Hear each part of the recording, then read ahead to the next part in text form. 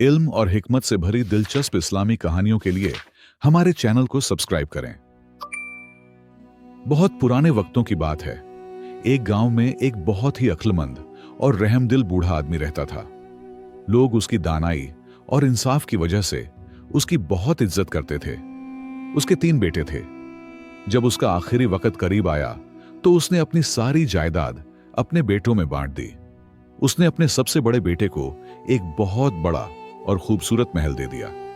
दूसरे बेटे के हिस्से में एक बहुत बड़ा हरा भरा खेत आया जिसमें बहुत सारे मवेशी और फसलें थीं।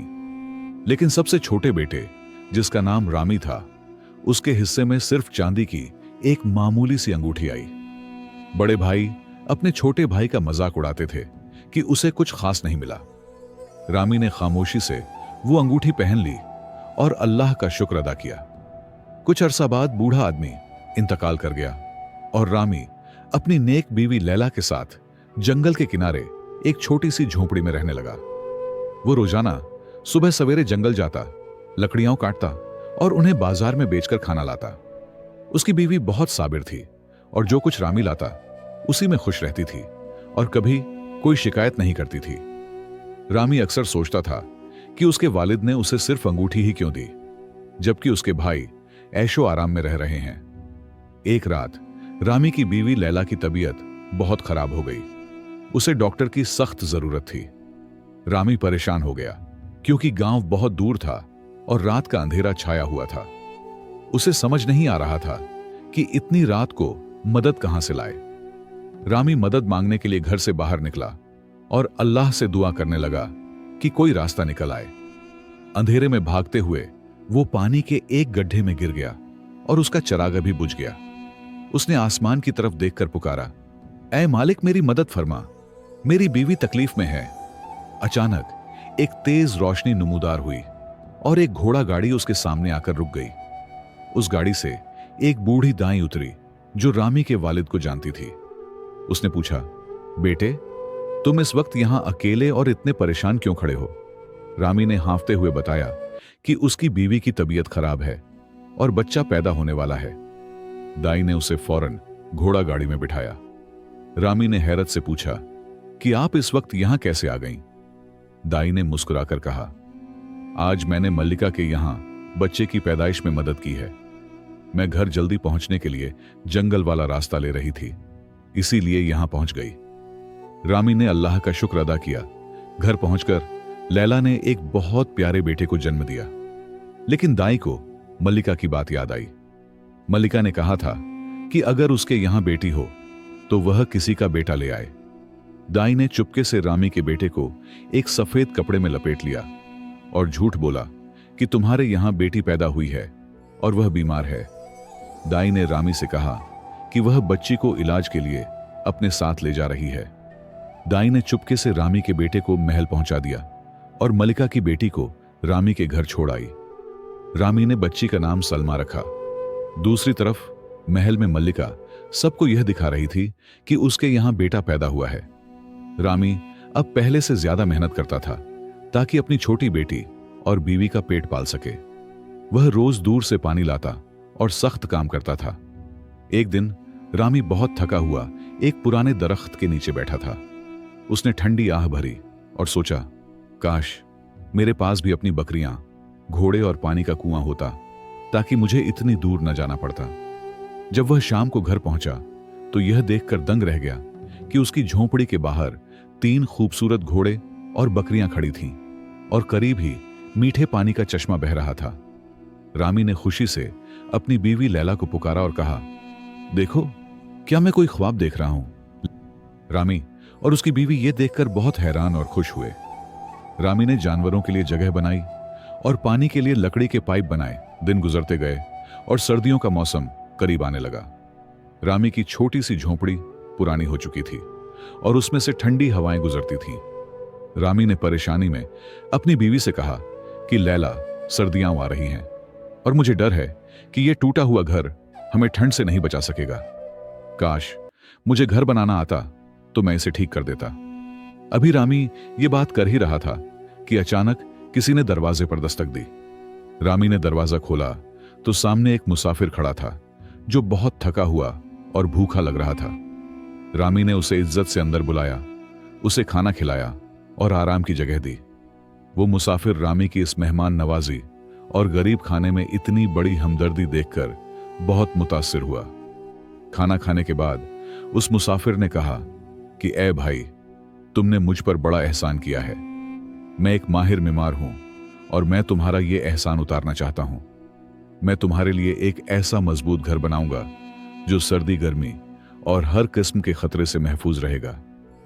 रामी पहले तो हिचकिचाया, लेकिन मुसाफिर के इसरार पर वो मान गया और काम शुरू हो गया। उस अजनबी मुसाफिर ने बहुत तेजी और सफाई से काम किया और देखते ही देखते वहां एक आलीशान और मजबूत मकान खड़ा कर दिया जो किसी छोटे किले जैसा लगता था।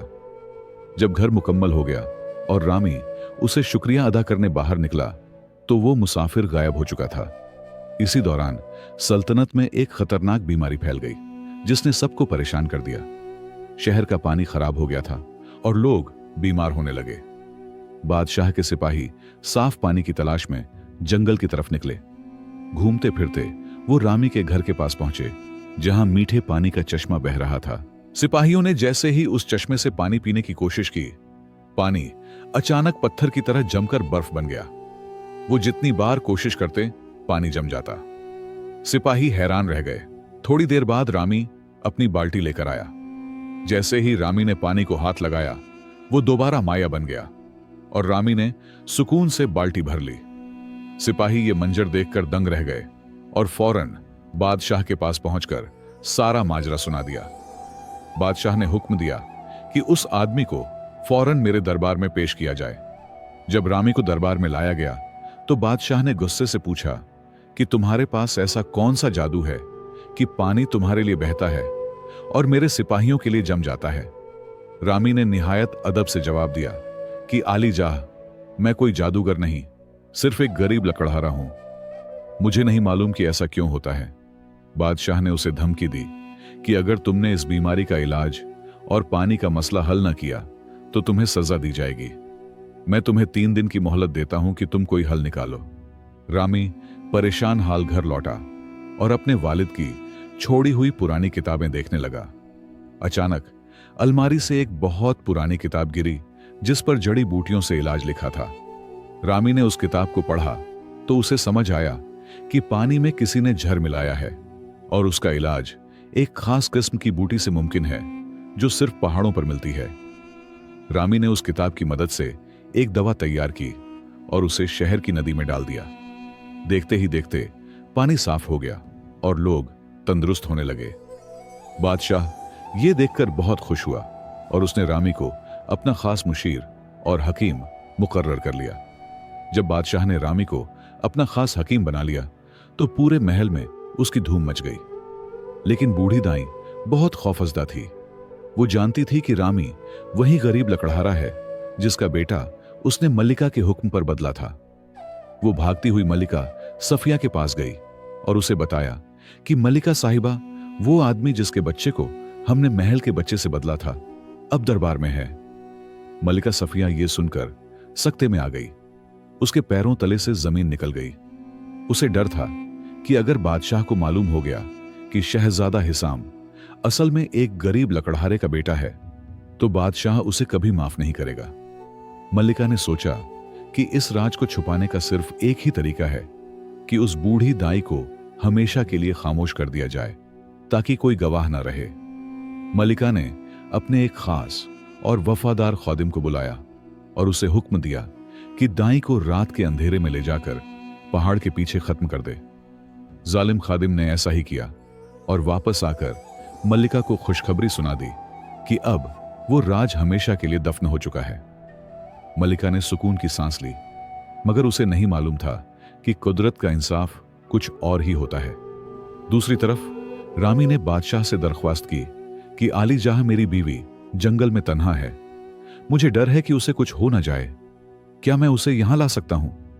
बादशाह ने खुशी से इजाजत दे दी और रामी और लैला को महल में रहने के लिए एक आलीशान कमरा दे दिया। लैला अपनी छोटी बेटी सलमा को लेकर महल में रहने के लिए आ गई। रामी सिर्फ एक हकीम ही नहीं बल्कि एक बहुत ही समझदार इंसान था।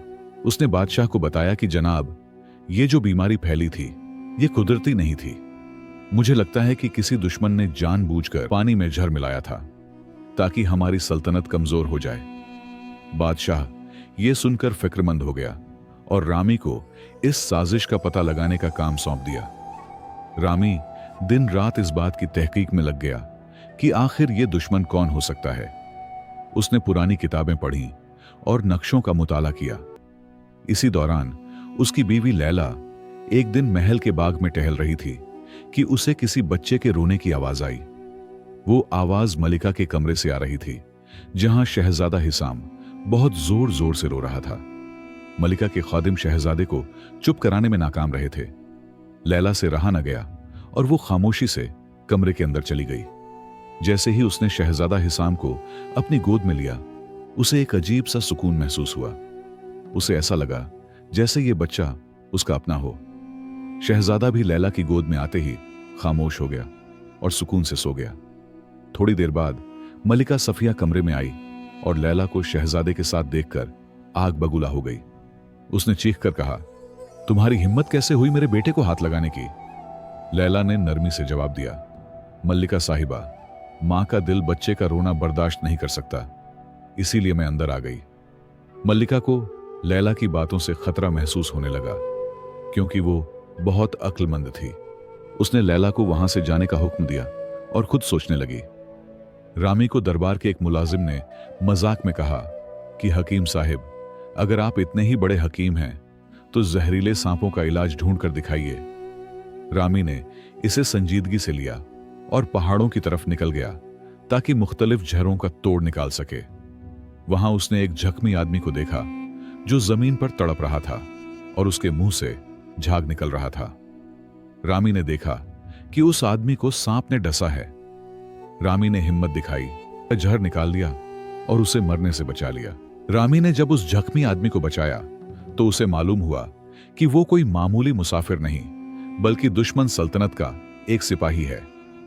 उसने इकरार किया कि वो और उसके साथी कई हफ्तों से सरहद के करीब छुपे हुए थे और उनका मकसद शहर के कुओं में जहरीला मादा डालना था ताकि लोग बीमार होकर हिम्मत हार जाएं और दुश्मन आसानी से हमला कर सके। रामी उस जासूस को लेकर फौरन बादशाह के पास पहुंचा। जब बादशाह ने सारी हकीकत सुनी तो उसका गुस्सा आसमान को छूने लगा। उसने रामी की बहुत तारीफ की कि उसने न सिर्फ बीमारी का इलाज ढूंढा बल्कि उसके पीछे छुपी साजिश को भी बेनकाब कर दिया। बादशाह ने अपने सिपाहियों को हुक्म दिया कि वो दुश्मनों के ठिकानों पर फौरन हमला करें। इस बड़ी कामयाबी के बाद रामी की इज्जत महल में बहुत बढ़ गई, लेकिन मल्लिका सफिया के दिल में खौफ और हसद की आग धधक रही थी। वो हर वक्त इसी सोच में रहती थी कि रामी और उसकी बीवी को किसी तरह महल से निकाल दिया जाए। लेकिन लैला का दिल अब महल से भर चुका था। उसे बार बार अपने ख्वाबों में दाई की आवाज सुनाई देती थी जो जैसे उसे कुछ बताना चाहती हो। लैला को महसूस होता था कि कुछ बहुत बड़ा छुपाया जा रहा है। उसी रात रामी को ख्वाब में अपने वालिद दिखाई दिए। उन्होंने कहा कि बेटा, हिकमत का असल इम्तिहान अब शुरू होने वाला है। महल के अंदर जो बच्चा पल रहा है वो तुम्हारे खानदान का खून है और जो तुम्हारे पास है वो तख्त की वारिस है। रामी हड़बड़ा कर उठ बैठा। उसका माथा पसीने से तर था। रामी अपने वालिद का ख्वाब देखकर बहुत परेशान था। उसके कानों में वो अल्फाज बार बार गूंज रहे थे कि महल का बच्चा उसका अपना खून है।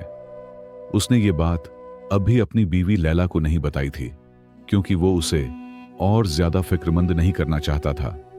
उसने फैसला किया कि वो खामोशी से उन तमाम बातों की हकीकत मालूम करेगा जो बरसों पहले उस रात पेश आई थी।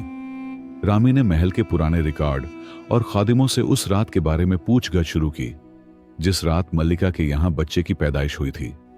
उसे पता चला कि उस रात सिर्फ एक ही दाई महल में मौजूद थी और वही दाई रामी के घर भी आई थी।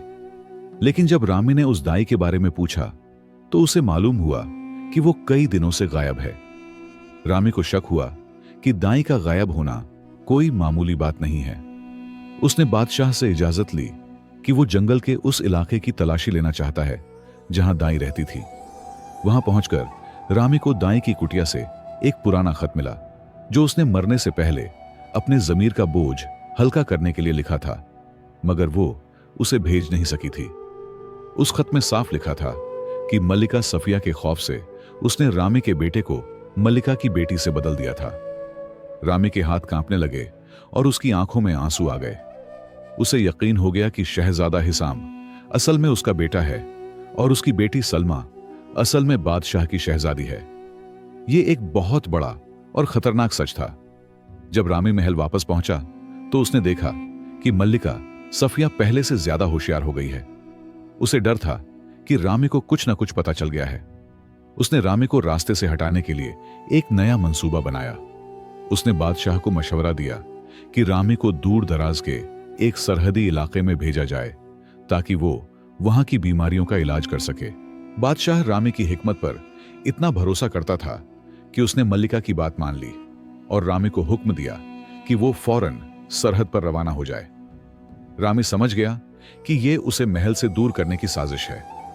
जाने से पहले उसने वो खत एक महफूज जगह छुपा दिया और लैला को इशारों में समझा दिया कि उसे शहजादा हिसाम का खास ख्याल रखना है। रामी के जाने के बाद लैला ने शहजादा हिसाम के करीब रहने के बहाने ढूंढना शुरू किए। वो अक्सर उसे कहानियां सुनाती और उसके लिए खास खाने तैयार करती। शहजादा भी लैला से इतना मानूस हो गया था कि वो मल्लिका सफिया के बजाय लैला के पास ज्यादा खुश रहता था। इसी दौरान रामी सरहद से वापस आ गया। जब रामी दरबार में पहुंचा तो उसने फैसला किया कि अब वक्त आ गया है कि वो छुपाया हुआ खत बादशाह के सामने पेश कर दे। रामी ने बादशाह से तन्हाई में मुलाकात की और कहा, आलीजाह, आपने हमेशा मुझ पर भरोसा किया है। आज मैं आपको एक ऐसी हकीकत बताना चाहता हूं जो शायद आपका दिल तोड़ दे, मगर यही सच है। रामी ने वो पुराना खत जो उसे दाई की कुटिया से मिला था बादशाह के हाथ में थमा दिया। बादशाह ने जब खत पढ़ना शुरू किया तो उसका चेहरा जर्द पड़ गया। खत में दाई ने इकरार किया था कि उसने मल्लिका सफिया के कहने पर बच्चों की अदला बदली की थी। बादशाह को अब समझ आ गया कि क्यों शहजादा हिसाम की शक्ल रामी से मिलती है और क्यों सलमा के अखलाक और आदात शाही खानदान जैसी हैं। बादशाह को अपनी मल्लिका की बेवफाई और दाई के साथ हुए जुल्म पर बहुत ज्यादा दुख और गुस्सा आया। बादशाह ने फौरन मल्लिका सफिया को दरबार में तलब किया और वो खत उसके सामने फेंक दिया। मल्लिका ने जब वो खत देखा तो वो समझ गई कि उसका खेल खत्म हो चुका है। उसने पहले तो इनकार करने की कोशिश की, लेकिन जब बादशाह ने सख्त सजा की धमकी दी तो वो टूट गई और रोते हुए अपने सारे गुनाहों का इकरार कर लिया। मल्लिका ने बताया कि उसने तख्त के वारिस की खातिर यह सब किया था क्योंकि उसे डर था कि बेटी होने की सूरत में बादशाह उसे नापसंद करेगा। उसने यह भी माना कि उसने दाई को मरवाया ताकि कोई गवाह न रहे। बादशाह यह सुनकर कांप उठा कि जिस औरत को उसने अपनी शरीके हयात बनाया वो इतनी संगदिल निकली। बादशाह ने हुक्म दिया कि मल्लिका सफिया को फौरन कैद खाने में डाल दिया जाए और उसके तमाम इख्तियार छीन लिए जाए। दरबार के तमाम लोग हैरान थे कि एक मामूली लकड़हारे का बेटा शहजादा निकला और शहजादी एक गरीब के घर पली। रामी और लैला के लिए यह लम्हा बहुत जज्बाती था क्योंकि उन्हें अपना असली बेटा वापस मिलने वाला था। बादशाह ने रामी और लैला को अपने पास बुलाया और कहा, रामी, तुमने और तुम्हारी बीवी ने जिस सब्र और ईमानदारी से काम लिया है उसकी मिसाल नहीं मिलती। मैंने तुम्हारे बेटे को अपना बेटा समझकर पाला, लेकिन हकीकत में वो तुम्हारा ही खून है। आज से मैं उसे उसके असली मां बाप के हवाले करता हूं ताकि वो अपनी असली पहचान जान सके। रामी ने रोते हुए अपने बेटे हिसाम को गले लगा लिया और लैला ने भी उसे अपने सीने से लगा लिया। महल में खुशी का समा था। बादशाह ने एक बहुत बड़ा दरबार लगाया। उसने तमाम अवाम के सामने रामी की बहादुरी और हिकमत का जिक्र किया। बादशाह ने ऐलान किया, आज से रामी सिर्फ मेरा मुशीर नहीं बल्कि इस सल्तनत का सबसे बड़ा वजीर और मेरा भाई होगा। रामी ने बादशाह का शुक्रिया अदा किया और कहा कि आलीजाह, यह सब मेरे वालिद की दी हुई नसीहत और अल्लाह के करम का नतीजा है। मेरे वालिद ने आखिरी वक्त में मेरा हाथ थाम कर कहा था कि बेटा, मैंने तुम्हारे हिस्से में न जमीन रखी है न महल, बल्कि ये जादुई अंगूठी दी है, क्योंकि इसमें वो ताकत है जो सिर्फ सच्चे और साबिर इंसान के लिए जाहिर होती है। उन्होंने ये भी कहा था कि ये अंगूठी हर मुश्किल में तुम्हारा साथ देगी, और अगर तुम सब्र और हक़त का दामन न छोड़ोगे तो एक दिन तुम्हें वक़्त का बादशाह भी बना देगी। रामी की ये बात सुनकर दरबार में मौजूद तमाम लोग वाह वाह कर उठे। कुछ सालों बाद जब हिसाम और सलमा बड़े हुए तो उनकी शादी धूमधाम से कर दी गई। रामी और लैला अब एक शानदार महल में रहते थे, लेकिन उन्होंने अपनी सादगी कभी नहीं छोड़ी। रामी के वो दो बड़े भाई जो शुरू में उसका मजाक उड़ाते थे, जब वो गरीब हो गए तो रामी ने उन्हें भी अपने पास बुला लिया। उसने उन्हें जमीनें दी और मेहनत से जीने का तरीका सिखाया। यह कहानी हमें सिखाती है कि जिंदगी में हर किसी को एक जैसा हिस्सा नहीं मिलता, मगर कम मिलना कमजोर होने की निशानी नहीं होता। कुछ औकात हमें दौलत के बजाय सब्र, सच और समझदारी दी जाती है, जो मुश्किल वक्त में हमारा सबसे बड़ा सहारा बनती है। जो इंसान खामोशी से मेहनत करता है और हक पर कायम रहता है, वक्त आकर उसे वो मकाम दे देता है जिसका वो खुद भी तसव्वुर नहीं करता। दोस्तों, अगर कहानी अच्छी लगी हो तो लाइक जरूर करना और एक प्यारा सा कमेंट भी छोड़ देना। साथ ही ये भी बताना कि आप किस शहर या किस मुल्क से ये वीडियो देख रहे हैं। अपनी दुआओं में याद रखना। इंशाअल्लाह फिर मिलेंगे एक नई कहानी के साथ। तब तक के लिए अल्लाह हाफिज।